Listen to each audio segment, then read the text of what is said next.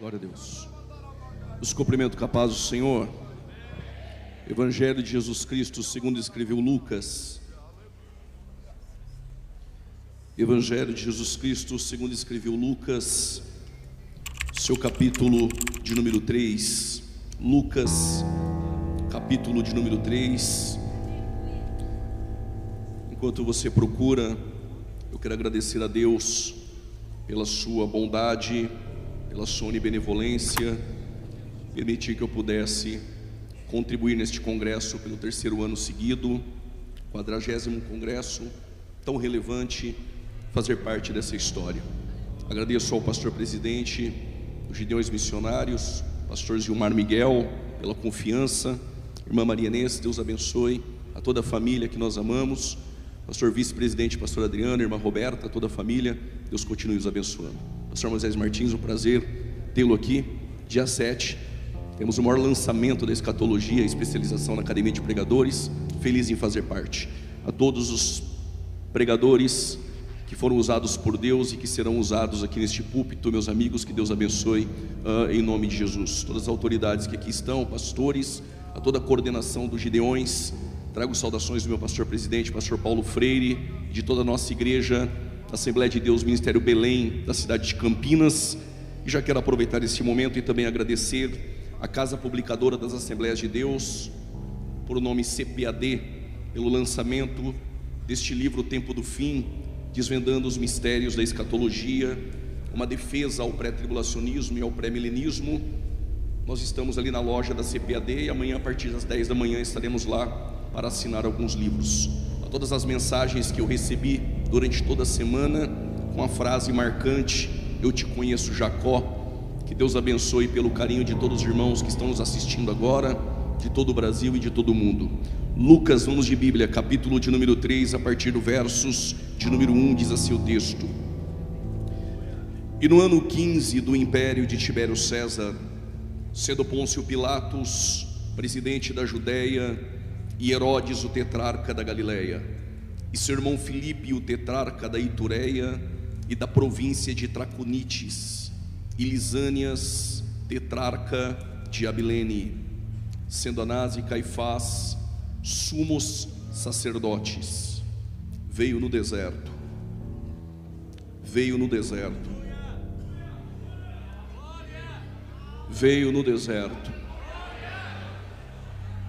a palavra de Deus a João, filho de Zacarias. Ainda de pé, João, capítulo de número 4, por gentileza.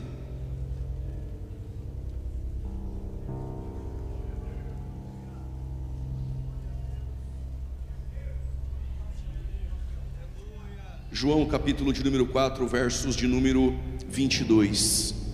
Vós adorais o que não sabeis, nós adoramos o que sabemos, porque a salvação vem dos judeus. Mas a hora vem, e agora é, em que os verdadeiros adoradores adorarão o Pai em espírito e em verdade, porque o Pai procura não bons pregadores, não excelentes cantores.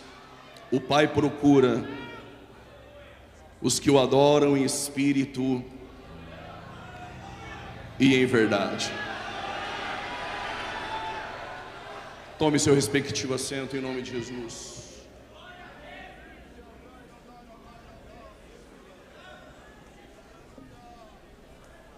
Todos nós, quando iniciamos a fé, novos convertidos, um assunto elementar e basilar que nós aprendemos é que cada evangelista que escreveu o evangelho, ele tinha uma objetividade, uma especificidade. Cada um dos evangelistas que se proporam a escrever o evangelho, cada um carregava dentro de seu coração uma proposta. Mateus, quando escreve o seu evangelho, ele direciona esse evangelho aos judeus, e a proposta mateana é apresentar Jesus como rei.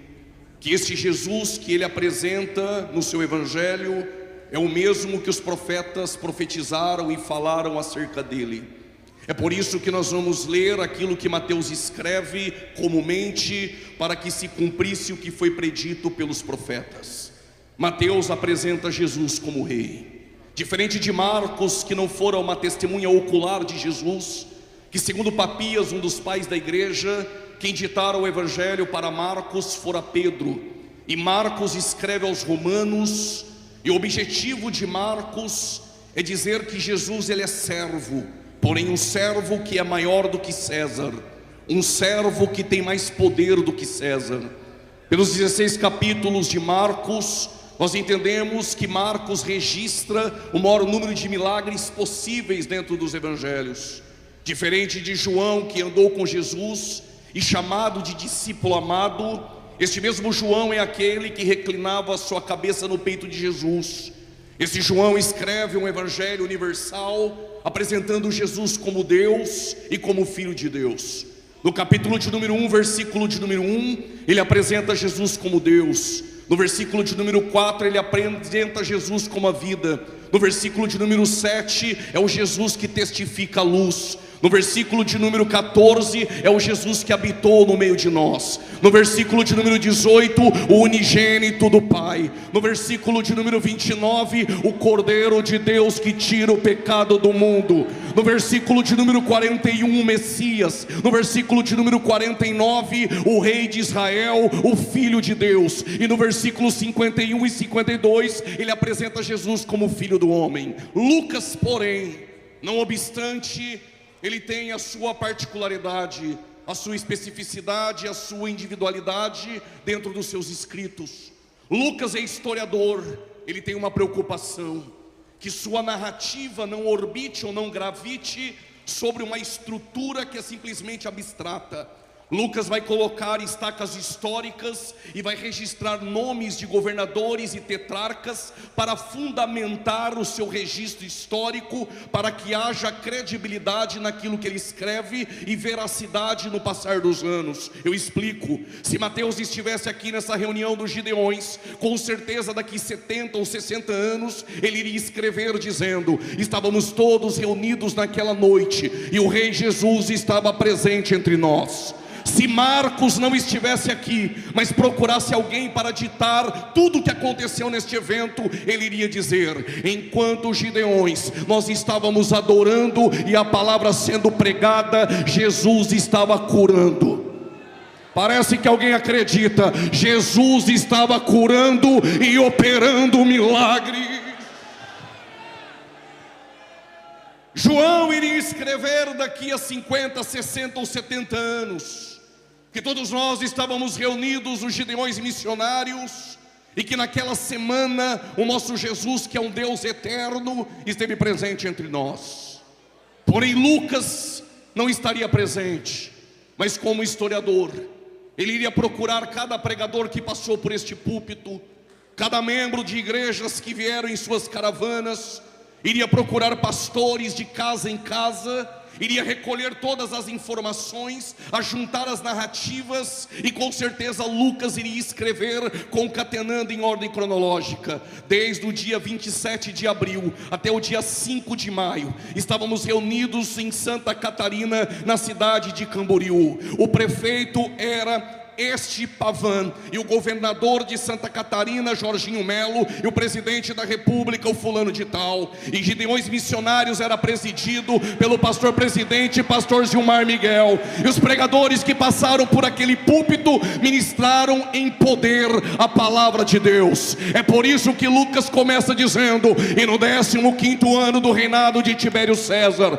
sendo Pôncio Pilatos governador da Judéia, Herodes o tetrarca governador da Galileia, sendo seu irmão Filipe da região da Itureia e Lisânias da região de Abilene, sendo Anás e Caifás sumos sacerdotes. Alguém poderia duvidar se o Rei Jesus estava entre nós? Alguém poderia duvidar dos milagres registrados por Marcos? Mas alguém iria dizer: é verdade, no ano de 2025, no mês de abril e maio, eles estavam reunidos naquele lugar. É possível que alguém duvide da cura, mas alguém iria dizer: é verdade, verdade, Gideão estava reunido naquele lugar e naquele mês, e há veracidade naquilo que Lucas está registrando. É por isso que Lucas diz que há imperadores, há governadores e sumos sacerdotes. Permita-me dizer isso. Quando Lucas agora, como médico, em uma ética apurada, ele coloca o S em pluralidade no sacerdócio, ele está dizendo, não poderia ter dois sacerdotes, só poderia ter um sumo sacerdote. Se tem dois, está corrompido.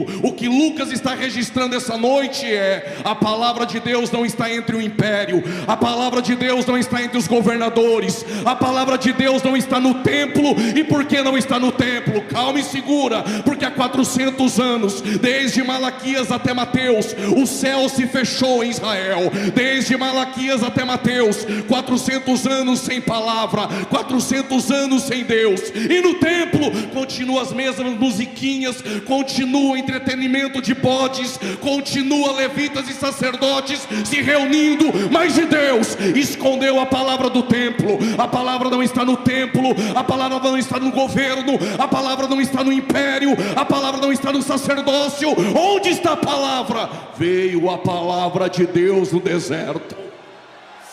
Parece que alguém levantou a mão e entendeu. Veio a palavra de Deus no deserto. No deserto, no Jordão, não tem área VIP. No Jordão não tem estelionatário da fé. No Jordão não tem mercenário. O que tem no Jordão? Arrependei-vos, arrependei-vos, arrependei-vos. 2023 como teólogo, 2024 como profeta, e hoje eu vim como uma voz. Que voz é essa? Arrependei-vos, porque é chegado o reino do céu. Eu já tinha pulado da cadeira. Tem que ser crente para dar glória agora. Arrependei-vos. Ou você só dá glória a Deus debaixo de chave, porta aberta e vitória. A palavra dos Gideões é essa: arrependei-vos, arrependei-vos. Quem está comigo levanta a mão. Arrependei-vos. Aí a se não aguenta a pressão, fica com a mão baixada e segura o glória. Mas se está comigo essa noite, a palavra de Deus, a palavra de Deus não está no monopólio e na corrupção, está em homens simples que carregam no coração a mensagem: arrependei-vos, porque é chegado o reino do céu.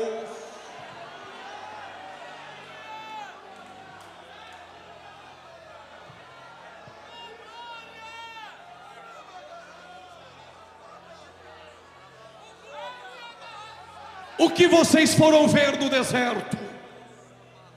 Uma cana agitada, que com a pressão ela se curva.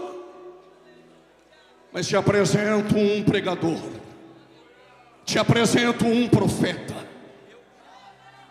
que nascido de mulher, não há ninguém como João. Deus deixou as estruturas de mármore e as colunas do templo para fazer do Jordão um tabernáculo. Há 400 anos há um silêncio profético, mas o culto agora é no Jordão, e o céu está aberto, e o céu está aberto, e o céu está aberto. E o pregador do Jordão não precisa fazer teatro emocionalista, não precisa dizer que você é o ponto fraco de Deus, não precisa trazer mensagem coach para Nutella. A palavra é essa: arrependei-vos.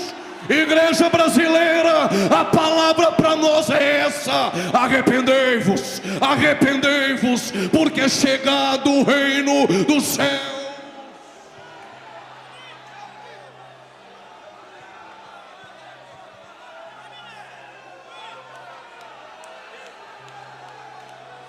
Quer abrir a boca para dar glória? Pode dar glória. Ou vai economizar e levar para a tua cidade? Deixa tudo aqui essa noite.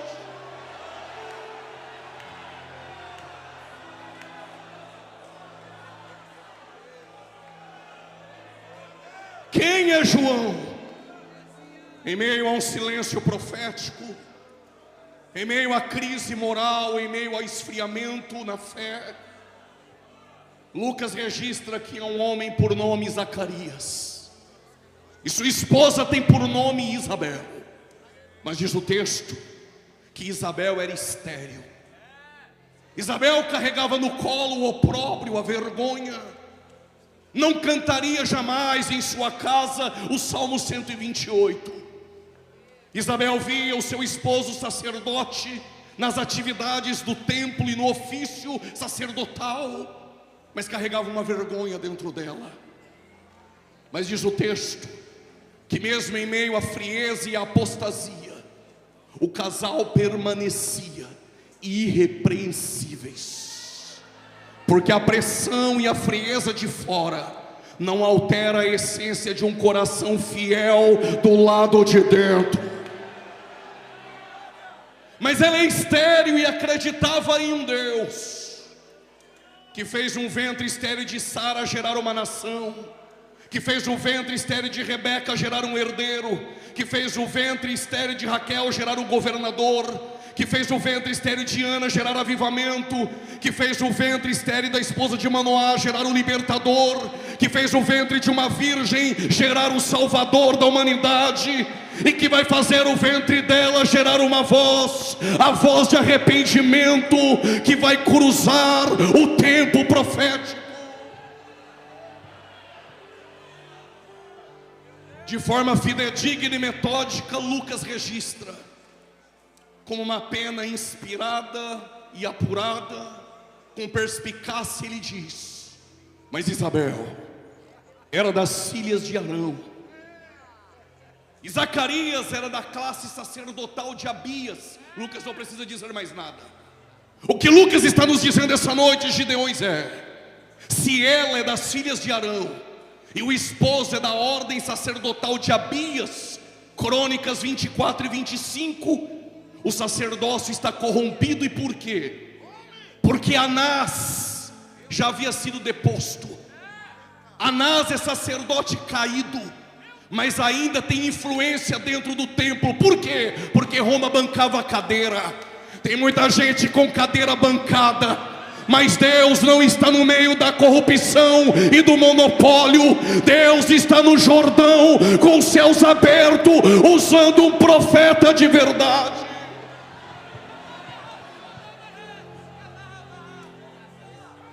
O que Lucas registra se o templo e o sacerdócio está corrompido por direito, por prole, por dependência, João Batista, que vai nascer no seu ventre, ele pode ser, de forma verídica e legítima, um sumo sacerdote.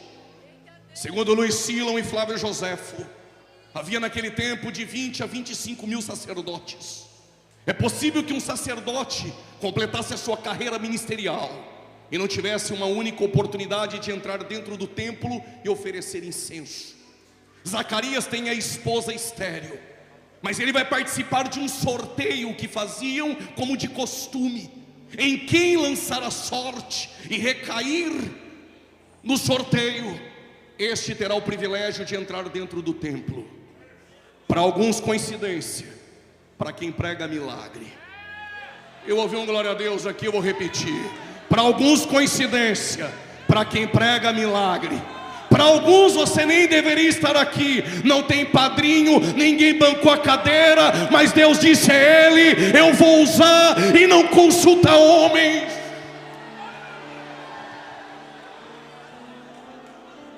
Zacarias vai colocar a veste de linho, vai preparar o incenso.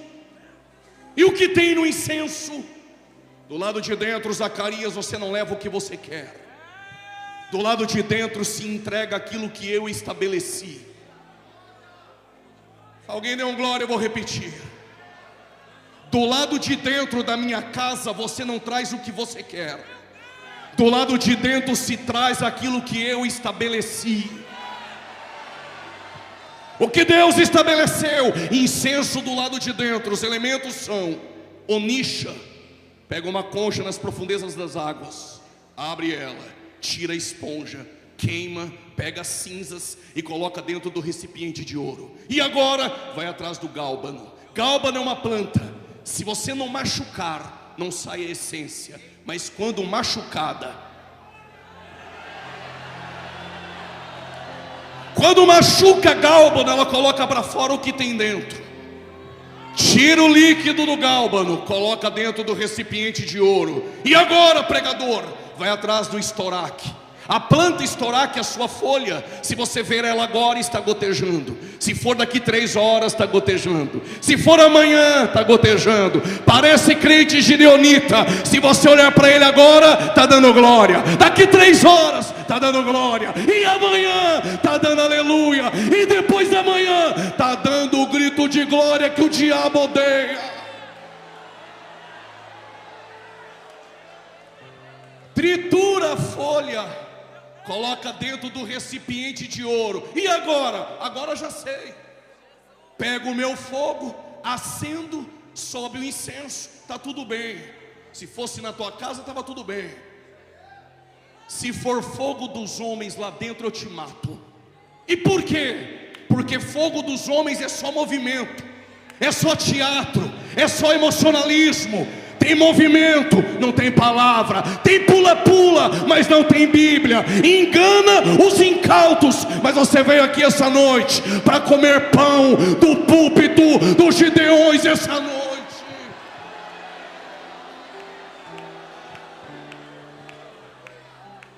Fogo dos homens até acende. Daqui a pouco é só fumaça. Cutuca teu irmão, fala para 2 ou 3, chacoalha 10, é só movimento. O que Deus disse? Vai lá no altar. Lá tem brasa e tem fogo. Que fogo é este? O fogo que eu acendi. E o fogo que ele acende, homem nenhum apaga. Se tivesse mais de 100 mãos levantadas, eu contava sobre o fogo. Gênesis capítulo 15, versos 17. Deus fez uma aliança com Abraão por intermédio do fogo. Êxodo capítulo 3, versículo 1 e 2. Deus falou com Moisés em uma sarça de fogo. Êxodo capítulo 13, versículo 31. A coluna no deserto é uma coluna de fogo. Primeiro livro dos Reis, capítulo 18, versículo 38. Deus respondeu a Elias com fogo. Jeremias 23, versículo 29. A tua palavra é fogo. Zacarias capítulo 2, versículo 5. O Senhor é um muro de fogo. Mateus capítulo 3, versículo 11. Lá no Jordão, eu só batizo com água. Mas tem alguém?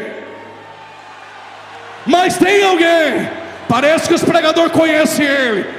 Parece que o ginásio, o pavilhão conhece ele. Quem é ele? Mais poderoso que o pregador, mais poderoso que João. Quem é ele? É aquele que vos batizará com o Espírito Santo e fogo. Só quem gosta do fogo reage essa noite.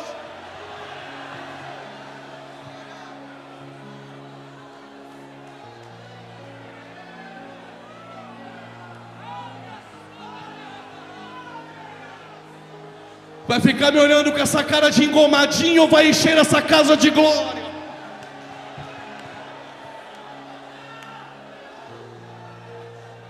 Segura. Os rabinos acreditavam que se tivesse 2 judeus falando da Torá, Deus se aparecia e se manifestava. Segundo o Talmud, não poderia ter 9 pessoas para ter culto na sinagoga. No mínimo 10. Se tiver 9, porta fechada, não tem culto. Mas Jesus disse: se no pavilhão tiver 2 ou 3 crentes, tem culto. Aí tem 2 no caminho de Emaús, andando. Falando de quem? Falando dele. Ele apareceu. Diz o texto que quando ele falava, o coração deles ardia. Só dá glória se entender. A palavra arder no grego é kaio. E kaio significa, só para quem gosta, pegando fogo. Zacarias vai no altar, pegar fogo e brasas para acender o incenso. Mas tem um detalhe aqui, pastores: o fogo no altar só acontece depois de limpar cinza e depois que o lenhador corta madeira. Madeira lá fora é grande, mas aqui no altar é no padrão dele. Vou repetir: lá fora é grandão, tem posição, tem até aparência. Aqui é no padrão de Deus. Sabe por que tem crente que não pega fogo? Porque é grande lá fora e quer ser grande aqui dentro. Mas se é grande lá fora e é modelado e podado aqui dentro, vai pegar, vai pegar, vai pegar. Já pegou, vai pegar em nome de Jesus.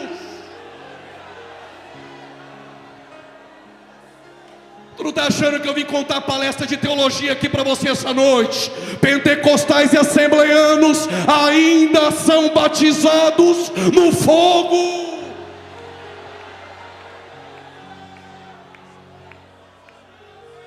Zacarias vai vestir um linho, a mitra, o incenso. Eu passei alguns anos estudando e perguntando para Deus, porque nem tudo os livros contam. Por que tem que ter incenso do lado de dentro? Eu entendi. Como o sumo sacerdote trabalha com sangue, sangue no propiciatório, no lugar santíssimo, o cheiro do sangue contrai moscas. Pega uma carne e descongela sobre a tua mesa, e você vai perceber que ela contrai moscas pelo cheiro do sangue. Se tem sangue de animal lá dentro, na tampa da arca, que é o propiciatório, as moscas de fora podem contaminar o ambiente lá dentro. Mas quando o incenso sobe, mas quando o incenso sobe, mas quando o teu glória sobe, mas quando o teu aleluia sobe, o que vem de fora não contamina o ambiente do lado de dentro.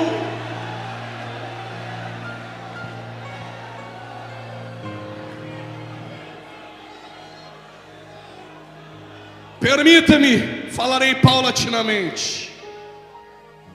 Zacarias sabe que há 400 anos Deus não fala. Zacarias sabe que os céus em Israel está fechado desde Malaquias. Ele vai para o formalismo. A mesma roupa, a mesma atividade, os mesmos materiais, elementos do incenso, o mesmo caminho, o mesmo endereço, o mesmo átrio, o mesmo altar do holocausto, o altar do incenso no lugar santo, a pia de bronze no átrio. É o mesmo caminho, o mesmo endereço. Não acontece com você na tua cidade? Eu já sei o endereço do culto, conheço de cor os hinos da harpa, as músicas do culto. É a mesma roupa, os mesmos avisos, 200 louvores cantados, coreografia camuflando uma sensualidade. São os mesmos artistas, são os mesmos atores, são os mesmos artistas, são os mesmos cachês, são as mesmas exigências. Até parece que todo o culto é igual. Mas em Lucas capítulo 1 versos 8 diz o texto: e exercendo o sacerdócio do lado de dentro, mesmo sabendo que há 400 anos Deus não fala, Zacarias poderia abandonar tudo, jogar o ministério para o alto, mas Deus te trouxe essa noite para ouvir isso. Zacarias tinha uma certeza: enquanto eu entrego do lado de dentro, Deus se encarrega de fazer gerar o meu milagre do lado de fora. Alguém levantou a mão e entendeu? Enquanto eu adoro do lado de dentro, Deus se encarrega de gerar o teu milagre do lado de fora.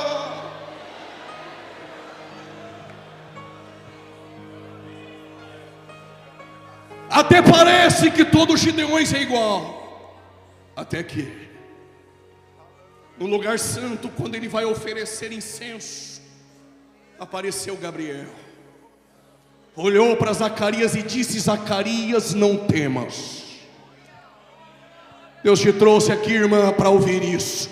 As tuas orações, as tuas orações, as tuas orações, elas foram ouvidas.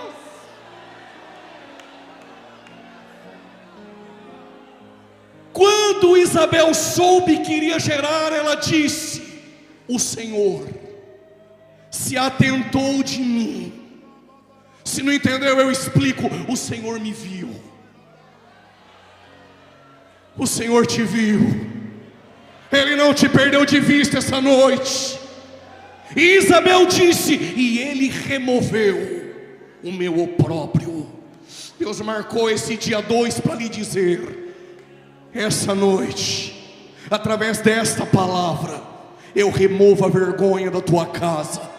Alguém levantou a mão. Eu removo o opróbrio, a ignomínia e a vergonha. Tu vai gerar para a glória de Deus.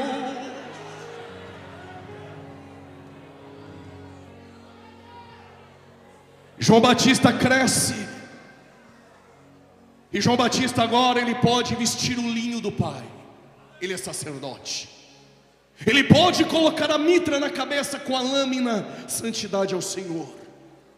Ele pode entrar dentro do templo, ele pode oferecer incenso, e ele pode comer das comidas que o sacerdote come. Mas Deus disse: tu achou que iria ser sacerdote, mas eu te chamei para ser profeta.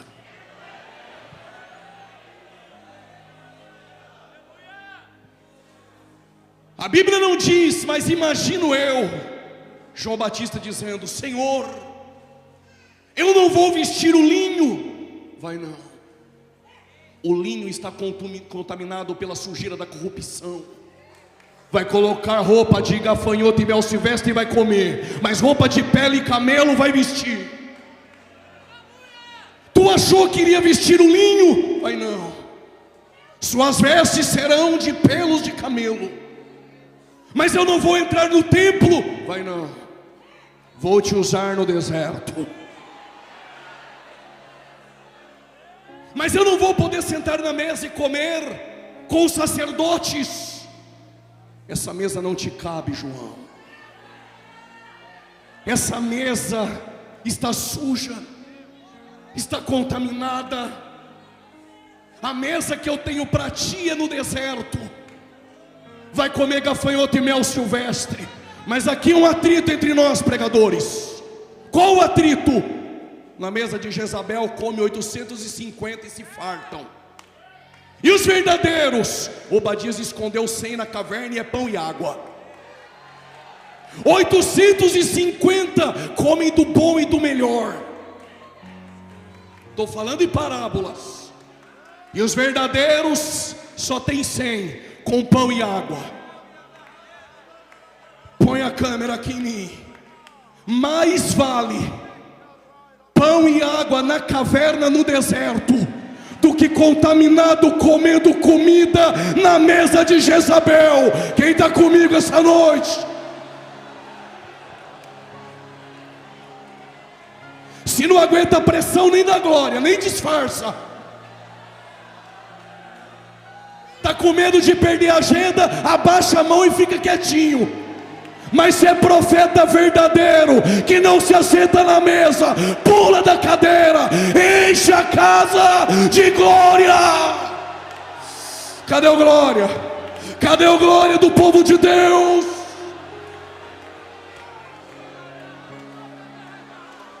Estou ouvindo línguas estranhas aqui. São línguas que não se contaminaram na mesa de Jezabel.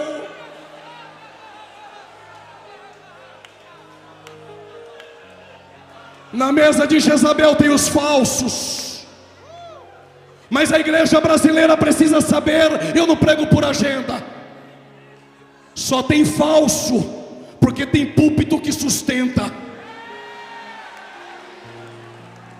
Só tem falso, porque tem pastor e igreja que banca. Se Jesus estivesse em nossos dias, Ele não iria virar a mesa, Ele iria virar os púlpitos. Os céus me trouxe para lhe dizer: fica aguardando com pão e água na caverna.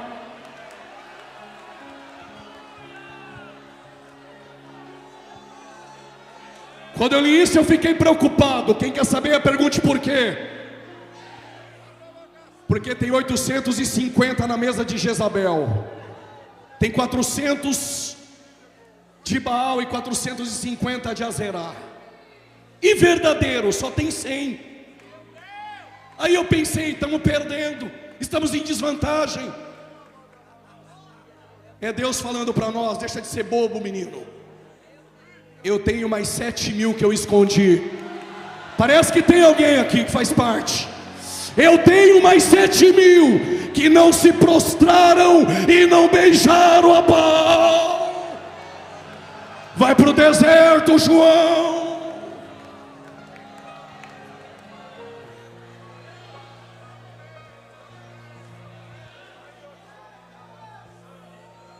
João está no deserto.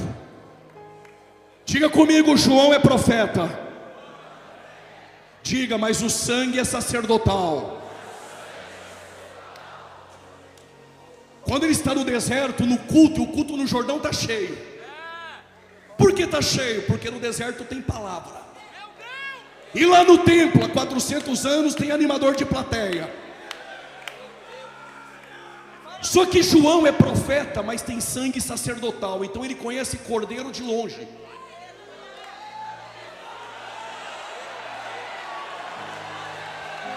No meio do culto ele olhou e falou: esse eu conheço. Parece que você também conhece.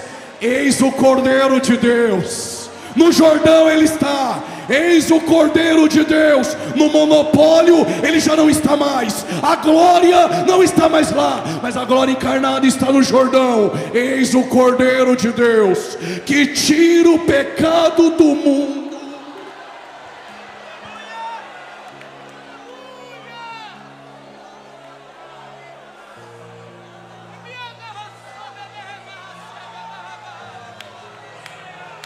Se não conseguir, pode dar glória. Estou sentindo Deus na casa. O Cordeiro está na casa. O Cordeiro está na casa.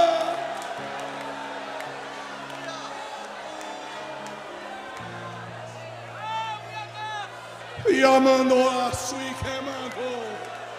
e queimando a sua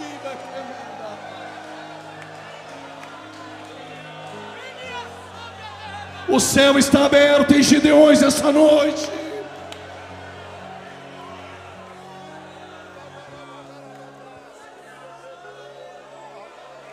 Mas fariseu também frequenta culto. Pregador, não entendi, vou repetir. Fariseus também frequentam cultos. Eles estão no culto, não dá glória de jeito nenhum, não levanta a mão de jeito nenhum, está fazendo figuinha para dar errado. Acabou glória.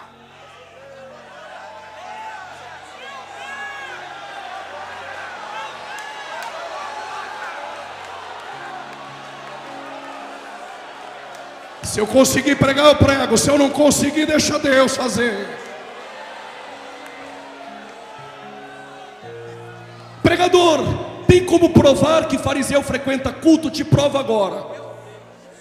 E para aqueles que assistiram 40 vídeos no YouTube, agora são teólogos, pode pôr na minha conta. O culto era na casa de Jesus.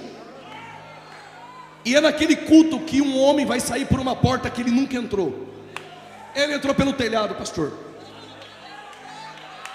Quando Jesus está no culto e vai curar ele, os fariseus estão no culto, não deram glória, não levantaram a mão, cara fechada, só pensaram. Só que se você não quer que Jesus saiba teu pensamento, é melhor que nem pense. Jesus olhou e falou: por que pensais mal em vossos corações? Só para saber, fariseu, que o Filho do Homem tem poder, não só para perdoar pecados, pega a tua cama, levanta. Alguém já levantou? Alguém já levantou ali? Levanta e anda. Deixa o fariseu ficar aí sentado, rapaz.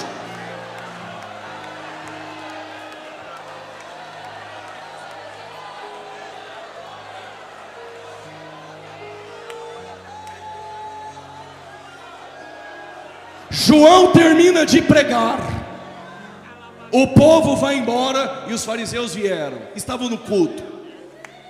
São aqueles que vivem de WhatsApp depois que você prega. Aí eles chegaram para João e perguntaram: és tu Elias? Não sou não. És tu o profeta? Se perguntassem: és tu um? Ele iria dizer: claro, mas o só tem um.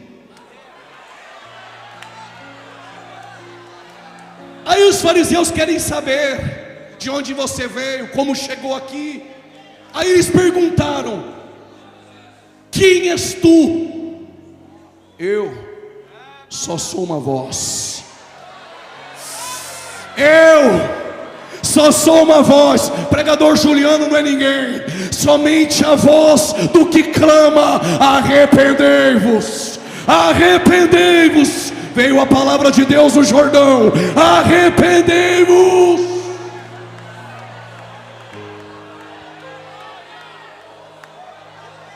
O primeiro grupo foi embora. Só que depois que Jesus veio ter com João, Jesus começou a fazer milagres, curar e batizar do outro lado. Os discípulos de João, quando visitaram ele, perguntaram para João: João, vou parafrasear, tu não se sente incomodado? Incomodado com o quê? Porque aquele Jesus que passou por ti está do outro lado sendo usado, batizando mais que você. Glória a Deus se estiver pregando mais do que eu. Glória a Deus se Deus encher ele mais do que eu. Glória a Deus se a igreja dele encher mais do que a minha. Glória a Deus, pastor, se Deus te usar mais do que eu. João falou: não estou preocupado não.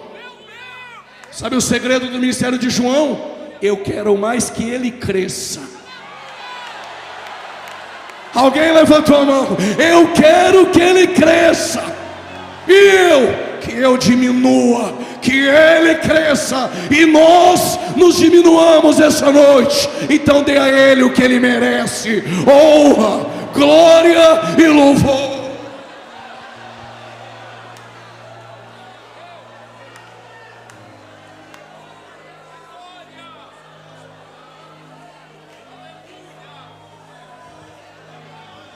Se está pronto para escutar isso, diga amém. A voz de João fazia tremer o palácio de Herodes.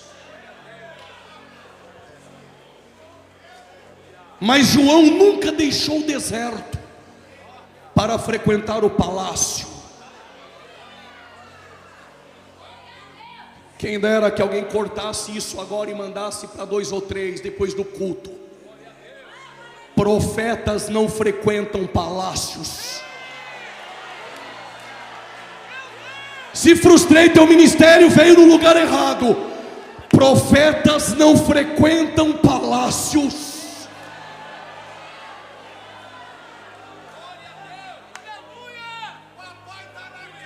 No templo com Anás e Caifás é um covil de ladrões. Mas os Herodes eram fantoches de Roma. E diz o texto em Marcos capítulo 6, versículo 20. Novo convertido, quando eu li isso, nunca mais esqueci. Mas era Deus me preparando para este tempo. Sabe o que diz Marcos 6, versículo 20? Que quando o João Batista denunciava o pecado do Herodes, diz o texto, que o Herodes temia João. Porque pregava bem? Não. Porque fazia dancinha no TikTok? Não. Porque tinha uma mensaginha coach light? Não. porque tinha seguidores, coisa nenhuma, porque tinha fama no mercado gospel, não.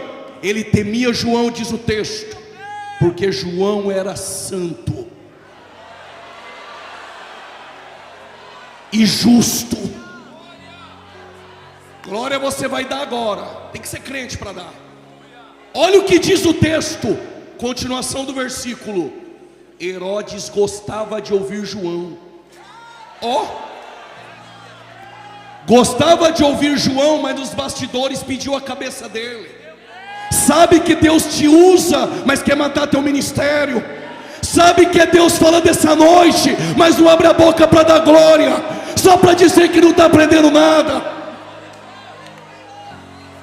Tem gente que sabe que Deus te usa, gosta da tua palavra, sabe que tu tem unção, mas não queria te ver aqui essa noite, pastor. Não queria te ver pregando aqui essa noite.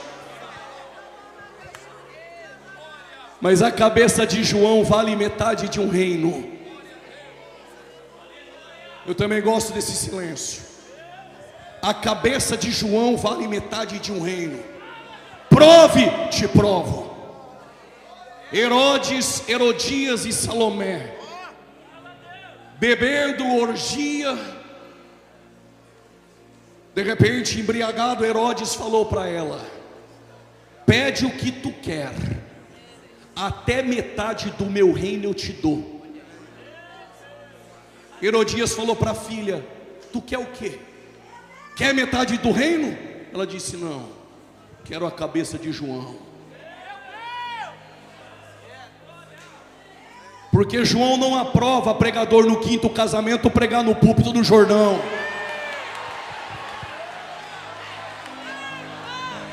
Porque João não aprova no púlpito entregando falsa profecia e crente sendo enganado.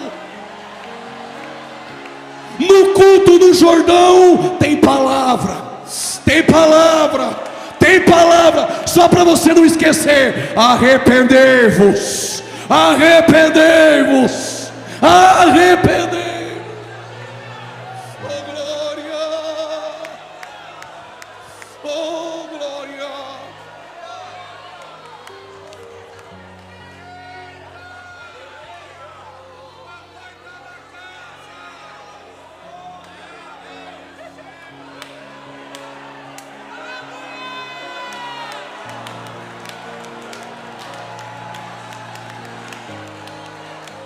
Quadragésimo Gideões, ficará marcado. Tu sabe que Deus usa, mas queria nossa cabeça. Eu te conheço, Herodes, eu te conheço, Herodes.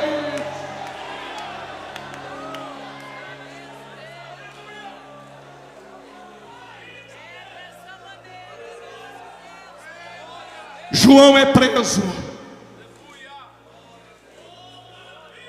Arrancaram a cabeça do profeta, colocaram em uma bandeja. Pergunte bem forte: e agora? Se você fosse no culto, no templo, tem as musiquinhas lá, as mensaginhas lá, mas há 400 anos Deus não está mais lá. Aonde é o culto? No Jordão. Mas como arrancaram a cabeça de João, é como, vou repetir, os haters depois vão aproveitar. É como se tivesse uma placa no Jordão dizendo: o culto não é mais aqui. Mataram João. O culto não é mais no templo há 400 anos. Mas Isaías disse por quê? O profeta Isaías disse no capítulo 1: o culto que Deus reprova. Que culto era esse? Deus disse pela boca de Isaías: as tuas ofertas eu não quero mais. As tuas músicas não me alegram. Não venham mais para o meu culto trazer sacrifícios.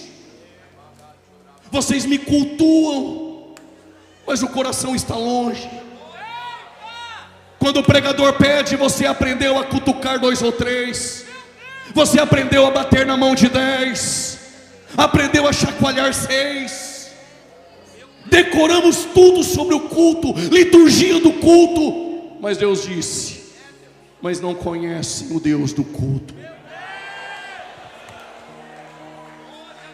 O profeta de Tecoa, lavrador e boiadeiro, Amós, no capítulo 5, disse: afasta de mim o intrépito dos seus cânticos, eu aborreço das tuas festas. Sabe o que Deus estava dizendo? As festas que vocês fazem sem mim, as festas que vocês louvam homens, a festa que o pregador é o centro dela, aonde Deus não ocupa o primeiro lugar, Deus não está.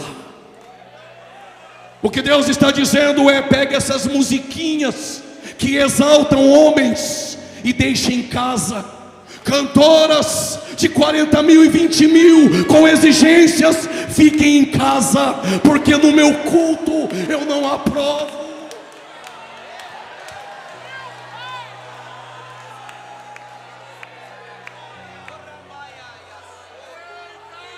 Mas em Samaria também era assim. Sabe o que aconteceu em Samaria? Quando a Síria invadiu o reino do norte, levou cativo os nossos irmãos do reino do norte, eles colocaram lá 5 povos: Babel, Cuta, Rava, Hamat e Sefarvaim. Por que a Síria colocou 5 povos? Para que Samaria perdesse a identidade. Cada povo trouxe o seu Deus, suas músicas, seus cultos, suas vestes. Houve um sincretismo religioso. É o que está acontecendo hoje. Neos pentecostais travestidos de espirituais e pentecostais estão manchando o pentecostalismo no Brasil.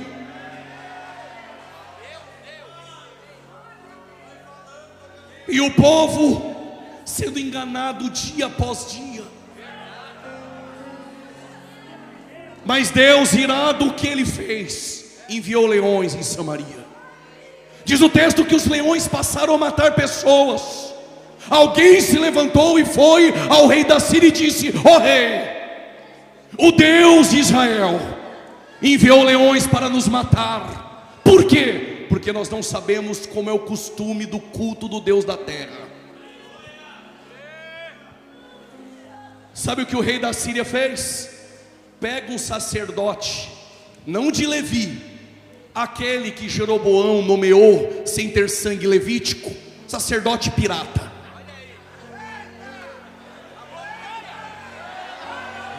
Eu vou repetir: traz um sacerdote pirata para ensinar para o povo a manha do culto, só para calar leões. Tem obreiro pirata que só ensina a manha do culto, tem pastor pirata que só ensina a manha do culto, mas o que o povo precisa conhecer é o Deus do culto essa noite.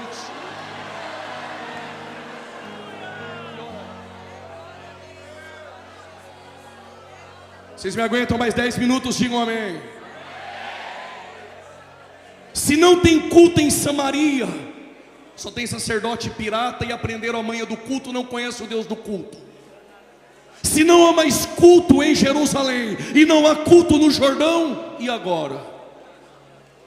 Se o sacerdote pirata ensinou a manha do culto, um sumo sacerdote, segundo a ordem de Melquisedeque, ele vai entrar em Samaria, não para ensinar a manha do culto, mas para ensinar uma mulher samaritana aonde é o culto e quem é o Deus do culto.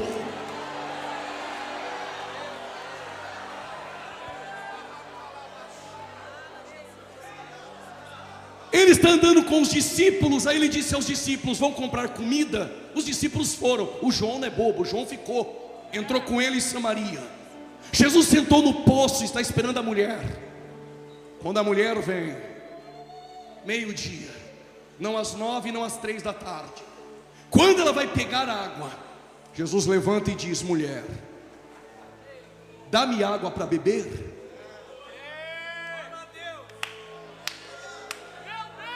Como tu, sendo judeu, pede água para beber para uma mulher samaritana? Mulher, você vem neste poço, bebe água, vai para casa e volta a ter sede. Se tu conhecera o dom de Deus, e quem te pede água, tu já bebeu dela, tu me pediria, e eu te daria a água da vida eterna.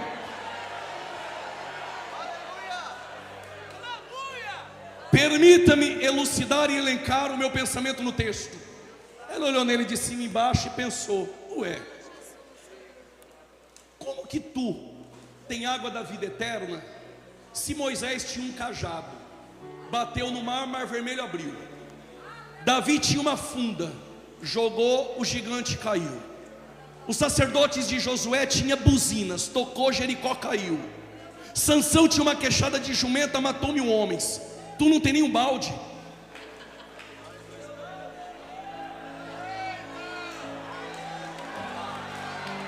Não tenho balde, não tenho água benta, não tenho rosa ungida, não tenho lenço ungido, não tenho chofar, mas eu tenho algo. Mas eu tenho algo que busca um presidiário no fundo do poço, que busca o traficante no fundo do poço. O que ele tem? Ele tem a graça. Ele tem a graça. Ele tem a graça.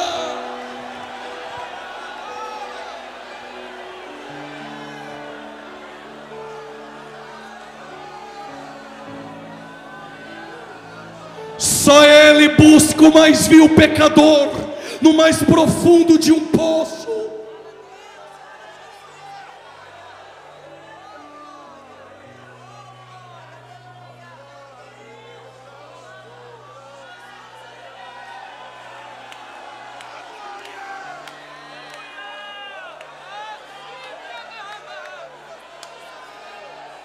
Então faz o seguinte: me dá dessa água para eu beber.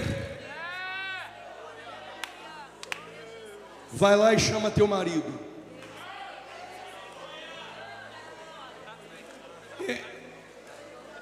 Eu não tenho marido. Dissesse bem. Teve 5 camas, 5 endereços, 5 certidões de casamento, 5 alianças dentro da gaveta, ciclos interrompidos, e quer vir os Gedeões beber da minha água. E digo mais, e ainda tem um ficante, quer beber da minha água aqui dentro, mas depois sair lá fora e beber água do mundo. Vai se converter, rapaz.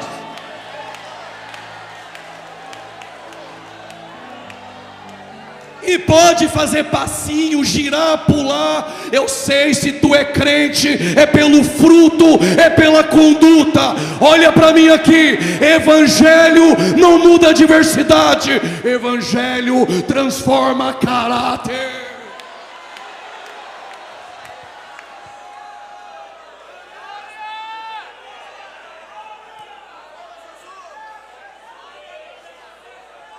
Eu vejo que tu é profeta, mas vamos fazer o seguinte: eu cresci adorando lá onde Jeroboão colocou 2 bezerrinhos em Dan e Betel, em Samaria.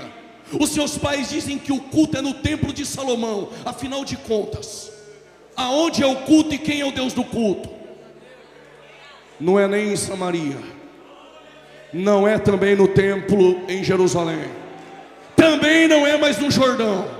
Aonde é? Está enchendo o pulmão de ar que eu vou contar. A hora é. Eu já tinha pulado da cadeira. A hora é. E a hora chegou em que o meu templo, o meu endereço não é no Jordão, não é em Jerusalém. É se você é um verdadeiro adorador. Eu estou procurando essa noite. Cadê você? Eu estou procurando essa noite quem vai ser o lugar do meu culto. Cadê você que veio para adorar?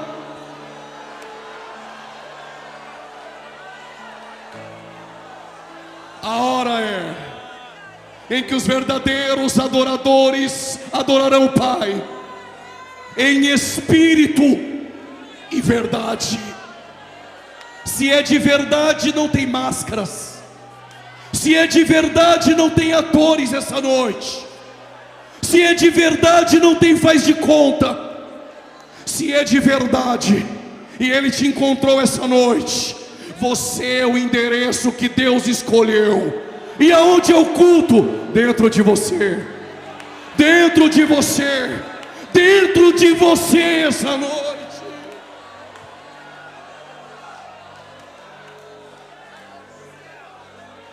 Sente. Já estou terminando. Pregador, se eu sou o ambiente do culto e o Senhor é o Deus do culto, em Jerusalém tinha glória. Cadê a glória? A glória que esteve atrás do véu de Moisés, e que depois eu descobri que não tinha glória nenhuma, era só véu. Ele não queria mostrar que a glória era transitória, e Paulo dedurou ele aos Coríntios. Aquela glória que encheu o tabernáculo de Moisés, aquela glória que quando os filhos de Asaf, Zacuro, Matanias, Azarel e José tocaram na inauguração do templo de Salomão, ela encheu a casa e os sacerdotes não conseguiram ficar de pé. Essa mesma glória que Isaías disse que Deus não dividiria mais com ninguém. Jesus está orando em João 17 e disse: Pai, devolva aquela glória que eu tinha contigo. Vai fazer o que com ela? Eu vou dar para aqueles que tu me deste, para que eles sejam um, assim como nós somos um. O Deus do culto fala com você essa noite. Você é o ambiente que Deus escolheu essa noite. Eu não sei se você vai pegar, mas eu encerro aqui. Um dia Jesus disse: este templo vai ser destruído, mas em 3 dias eu o levantarei. Segura. Só João pegou. João disse, pastor Moisés, ele falava isso do seu corpo. Vocês estão prontos para ouvir? Eu vou dizer. O que Jesus estava dizendo nas entrelinhas é: quando eu estava na eternidade, eu era o templo de Salomão. Glória, glamour, esplendor. Mas quando eu me fiz carne, eu me tornei do templo de Zorobabel, sem formosura, sem aparência, desprezado pelos homens. Mas este templo da cruz vai ser destruído, mas ao 3º dia eu levanto um novo templo. Alguém já levantou da cadeira e entendeu? Eu levanto um novo templo. Que templo? Vós sois o templo. E cadê a glória? Paulo diz: nós andamos de glória em glória, de glória em glória, de glória enche essa casa de glória. Coloque-se de pé, nós queremos orar por você.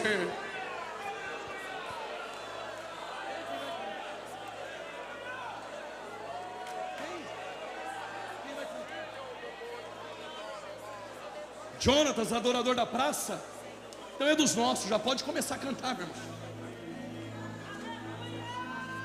Se você veio aqui essa noite para ser o endereço que Deus escolheu,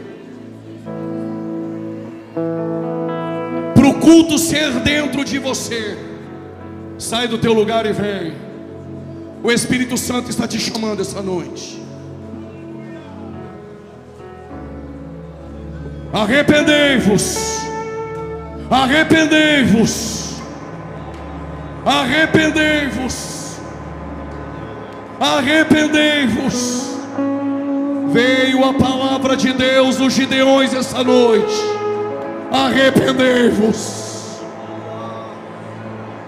Todo esse povo que está vindo aqui, Não é porque o pregador é bom, não é pela oratória do pregador, é porque a mensagem é essa e não mudou. Arrepender-vos, arrepender-vos. Saia do teu lugar e venha, Ele está te chamando essa noite.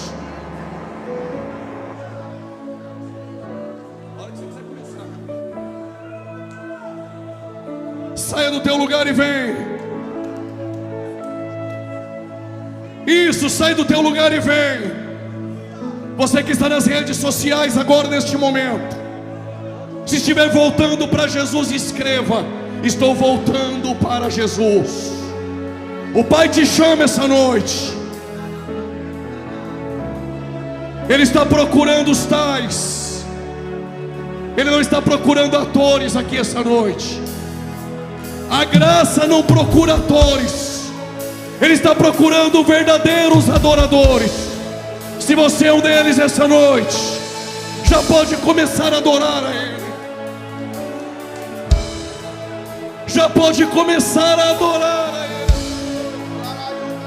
Senhor Deus e Pai, em nome do Teu Filho Jesus, essas vidas que estão aqui à frente, em nome de Jesus, que continuem sendo impactadas pelo poder da Tua Palavra, que continuem recebendo o bálsamo do Teu Espírito, em nome de Jesus, em nome de Jesus. Vidas que estão em pedaços essa noite, a Tua graça os ajunta, a Tua graça os coloca de pé essa noite. Há uma multidão de homens e mulheres que decidiram essa noite não viver mais do formalismo, mas ser o endereço de Deus essa noite. Seja renovado agora, seja renovado agora, seja renovado agora, em nome de Jesus. Por tua morte lá na cruz, receba poder agora. Jesus, te adorarei. Seja renovado onde você estiver. Há uma nuvem de glória em nosso meio essa noite. Receba poder dos céus essa noite. Os céus estão abertos essa noite. Os céus estão abertos essa noite. Poder sobre a minha voz e te louvar. Em nome de Jesus, sentir a tua presença, receba o toque do Espírito Santo. Receba a presença do Espírito.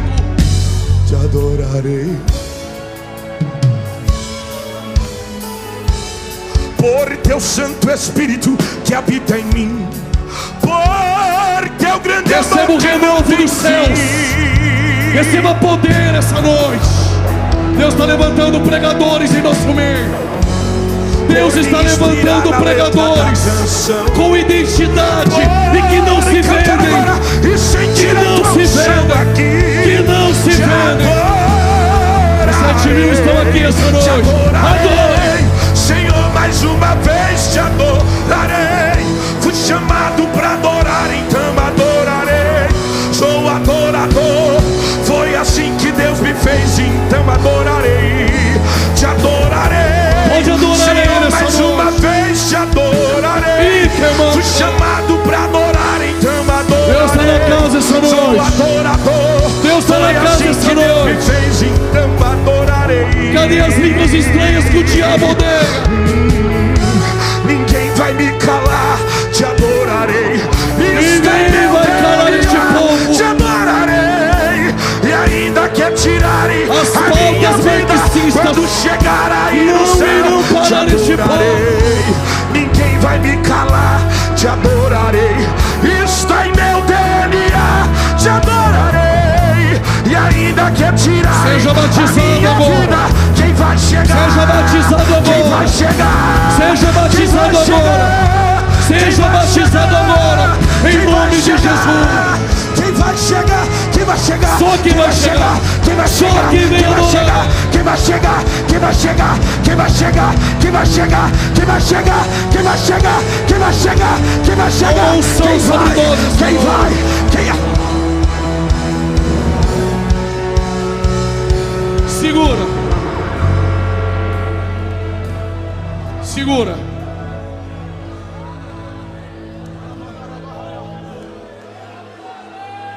Aos jovens que têm o desejo de ser pregadores, usados por Deus, aconselho-te essa noite: não queira ser aprovado por perfil de Instagram, daqueles que dizem que sabe tudo sobre mensagem, tudo sobre esboço, tudo sobre pregação, mas não prega em lugar nenhum, não conquistou nada no ministério. Quer ser um pregador verdadeiro do Evangelho? Não pregue para impressionar homens, e não para ser aprovado por páginas de Facebook ou de Instagram. Pregue com poder. Pregue com poder. Que o teu ministério passe pelo Calvário, e que a chama de Pentecostes reacenda dentro do teu coração. Deus vai fazer de ti uma tocha viva nas mãos dele. E qual a mensagem, pregador? Não precisa de adorno e nem de enfeite. A mensagem é esta: arrependei-vos. Arrependei-vos. Arrependei-vos, porque é chegado o reino dos céus.